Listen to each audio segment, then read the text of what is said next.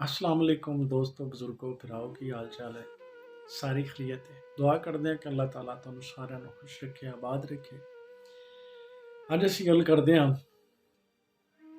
परदेसी भाइयों की जिंदगी ते कुछ ऐसे दोस्त सहबाब ने कि जिहड़े अपने वीरां दे जिहड़े उन्हां दे वीर बाहर रहिंदे ने उन्हां ते बड़ा खुश रहिंदे ने कि साडा वीरा बाहर रहिंदा है। मैं ये वीडियो उन्हां पाकिस्तानी वीरां वास्ते बना रहा जिहड़ा बाहर वीरा रहिंदा। कदे किसी ने नहीं सोचा कि वह वीरा किवें रहिंदा होवेगा। वह वीरा अपनियां सारियां ख्वाहिशात नूं एक साइड ते रख के अपने भुख प्यास नूं एक साइड ते रख के तुहानूं सब कुछ भेज रहा हुंदा है। अपनियां ईदां बकरीदां खुशियां सब कुछ कुर्बान करके सिर्फ तुहाडी खुशी की खातर सब कुछ भेज रहा हुंदा है। कदे किसी ने यह हाल नहीं पूछा कि वीरा तेरा की हाल है।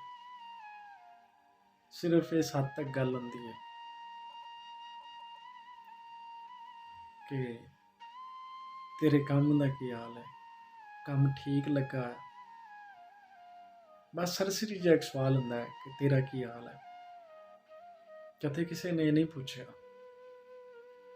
कि वीरे तू अज रोटी खाधी कि नहीं खाधी,